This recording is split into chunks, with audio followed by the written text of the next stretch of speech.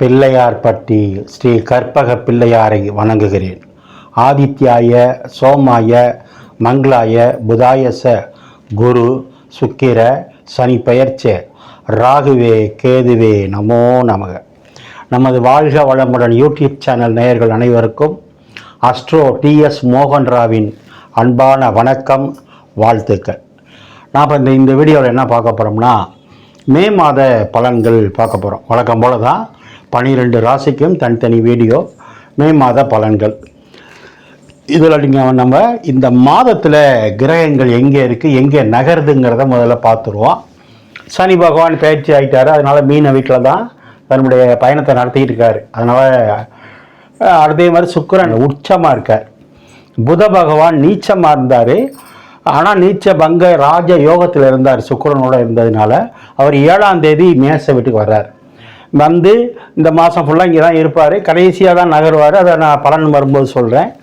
சூரியன் 14ஆம் தேதி வரைக்கும் மேச வீட்டில் இருப்பார். அது உச்ச வீடுன்னு சொல்கிறது. அதான் சித்திரை மாதம் அவங்களுக்கு. இப்போ அவர் 15ஆம் தேதி ரிஷப வீட்டுக்கு வருவார். ரிஷப வீட்டுக்கு வந்தாலும் அவர் வீட்டுக்கு 10ல் இருக்கிறதுனால திக்பலமாக இருக்கார் அப்படின்னு சொல்லலாம். குரு பகவான் பார்த்தீங்கன்னா 14ஆம் தேதி பயிற்சி ஆகிறார். அதான் குரு பயிற்சிங்கிறது. இவ்வளோ காலம் எங்கே இருந்தார்? ரிஷப வீட்டில் தன்னுடைய பயணத்தை செஞ்சுக்கிட்டு இருந்த குரு பகவான் இப்போது 14ஆம் தேதி மிதுன வீட்டுக்கு போய் அவர் 1 வருஷ காலம் அங்கே தான் இருப்பார். இடையில அதிசாரம் வாங்கி கடை வீட்டுக்கு போவார். அதெல்லாம் நம்ம மாத பலன்களில் விரிவாக சொல்கிறேன். செவ்வாய் பகவான் கடக வீட்டில் பயணம் பண்ணியிருக்காரு, நீச்சமாக இருக்கார்.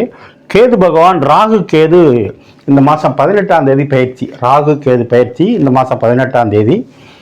இது வரைக்கும் மீன வீட்டில் இருந்த ராகு பகவான் கும்ப வீட்டுக்கு வர்றாரு. கன்னி வீட்டில் இருந்த கேது பகவான் சிம்ம வீட்டுக்கு போகிறார். அதான் இந்த மாதத்தினுடைய கிரக நிலைகள். முக்கியமாக இந்த மாதத்தில் 2 பயிற்சி. அது தெருக்கணித பிரகாரம் குரு பயிற்சி, ராகு கேது பயிற்சி தான். அடுத்து இந்த மாதத்தில் என்ன விசேஷம் அப்படின்னா, மே மாதம் 1ஆம் தேதி தொழிலாளர் தினம். உலகம் முழுவதும் இருக்கின்ற, நாடு முழுவதும் இருக்கின்ற தொழிலாளர்களுக்கு மே தினம் அப்படின்னு சொல்கிறது. அப்படி கொண்டாடக்கூடிய தொழிலாளர்கள் அனைவருக்கும், அனைத்து தரப்பு மக்களுக்கும் நமது யூடியூப் சேனல் சார்பாக, உங்கள் நண்பன் என்ற முறையில் ஜோதிடர் டிஎஸ் மோகன்ராவ் சார்பாக வணக்கம், வாழ்த்துக்கள். சரி, இந்த பலன்கள் எல்லாமே பொது பலன்கள் தான். இது ஒரு 20-25% தான் நீங்கள் எடுத்துக்கணும். உங்கள் சொந்த ஜாதக பலன் கிடையாது. ஏற்கனவே நம்ம சனி பயிற்சி வீடியோ விட்டுருக்கோம், நிறைய பேர் பார்த்துட்டு வாழ்த்து சொல்கிறீங்க. அதே மாதிரி குரு பயிற்சி வீடியோ விட்டுருக்கோம், வழி வந்துடுச்சு, பார்த்துக்கிட்டு இருக்கீங்க. ராகு கேது பயிற்சின்னு ஒரு 2 நாளில் வந்துடும், பார்த்துட்டு வாழ்த்து சொல்லுங்கள். நிறைய பேர் என்ன பண்ணுறீங்கன்னா, கீழே இருக்க என் நம்பருக்கு ஃபோன் பண்ணி உங்கள் ஜாதகத்தை எனக்கு ஆன்லைனில் கொடுத்து வாட்ஸ்அப்பில் அனுப்பி ஜாதகம் பார்த்துக்கிறீங்க. உங்கள் எல்லாருக்கும் என்னுடைய வணக்கங்கள், வாழ்த்துக்கள். உங்களுக்கு இப்போ தான் முத இந்த சேனலை பார்க்குறீங்க அப்படின்னா சப்ஸ்கிரைப் பண்ணிக்கோங்க, லைக் பண்ணுங்கள், உங்களுக்கு ஷேர் பண்ணுங்கள், உங்கள் உறவினர் நண்பர்களுக்கு சொல்லுங்கள். ஏதாவது சந்தேகம் இருந்தால், இல்லை ஜாதகம் பற்றி பார்க்கணும்னா கீழே இருக்க கமெண்ட்ஸில் போடுங்க, இல்லை ஃபோனில் கேளுங்க. இப்போது இந்த மே மாதம் பிறந்திருக்கு. இந்த மே மாதமும் இந்த குரு பயிற்சி, ராகு கேது பயிற்சியும் உங்கள் அனைவருக்கும் நன்மையே நடக்கணும்னு நான் நித்தம் வணங்கி வேண்டி நிற்கும் அந்த அண்ணாமலையார் உண்ணாமலை தாய், என் குலதெய்வம் முத்துமாரியம்மன், நான் நித்தம் வேண்டிக் கொண்டே இருக்கும், நினைத்து கொண்டே இருக்கும் குமாரமலையான், என் தாய் தந்தையரை வணங்கி இந்த பலன்கள் அத்தனையும் உங்களுக்கு சிறப்பாக இருக்கணும்னு கேட்டுக்கிறேன். ஓம் நமச்சிவாய. இப்போ நம்ம கும்பராசியை பார்ப்போம். கும்பம் அப்படின்னா கோபுர ராசி. அப்போ நம்ம பேசியிருக்கோம், நிறைய பேசியிருக்கோம் கும்பத்தை பற்றி. நிறைய பேர் ஜாதகம் அனுப்பி என்கிட்ட பலன் தெரிஞ்சுக்கிட்டீங்க. இந்த 7.5 சனியில் ரொம்ப பேரை நான் ஜாதகம் பார்த்து காப்பாற்றி விட்டுருக்கேன். இப்போ நன்றி நிறைய பேர் சொல்கிறீங்க. ரைட். கும்பம் அப்படின்னா கோபுர ராசி, டவர் ராசின்னு சொல்கிறது. பெரும்பாலும் பார்த்தீங்கன்னா அவங்க வீட்டுக்கு பக்கத்தில் கோபுரம் உள்ள ஒரு கோவில் இருக்கும், இல்லைன்னா ஈபி டவர் போயிட்டுருக்கோம். அப்படி இருந்தால் தான் நீங்கள் கும்பராசி. ரைட். இந்த ராசி என்னைக்கு இருந்தாலும் ஜெயிக்கும், இது உண்மை. லக்னமாக இருந்தாலும் ராசியாக இருந்தாலும். சின்ன வயசில் கஷ்டப்படுவாங்க, போராடுவாங்க, நஷ்டம் ஐயன் இந்த 2-3 வருஷத்துக்கு முன்னாடி நீங்கள் பட்டப்பாடு சொல்லி மாள முடியுமா? படிக்கலை சார், வேலை போச்சு சார், வீட்டில் பொண்டாட்டி போயிடுச்சு சார், புடிச்ச போயிட்டான் சார், சொத்தை விற்றேன் சார், அவமானம் சார், ஜெயிலு சார், அப்பா சொல்லி மாளாது. ரைட். இப்போ அந்த நிலைமை இல்லை. ஜென்மத்தில் இருந்த சனி பகவான் விரைட்டார், 2ஆம் இடத்துக்கு போயிட்டார். அதனால் இன்னையிலேருந்து, இந்த நிமிஷத்துலேருந்து படிப்படியாக அவங்க வாழ்க்கை உயரும். நான் ஏற்கனவே சொல்லியிருக்கேன், இந்த சனி பகவான் 2லேருந்து 3ஆம் இடத்துக்கு போகிறதுக்கு 2.5 வருஷம் ஆகும். அந்த 2.5 வருஷத்தில் கும்பராசி வாழ்க்கை செட்டில்டு. இப்போ ஒரு சிலருக்கு அரசாங்க வேலை கிடைச்சிருக்கு, ஒரு சிலர் வீடு கட்டிட்டீங்க, ஒரு சிலர் குழந்தை கிடைச்சிருக்கு, அதெல்லாம் கிடைச்சிருக்கு. இன்னும் கிடைக்காதவங்களுக்கு கிடைக்கும். சரி, இப்போ இந்த ராசிநாதன் கூட ராகு வந்து உட்காந்துட்டார். யாரு? ராகு பகவான். ராகு பயிற்சி ஆயிட்டாரு இந்த மாதம்.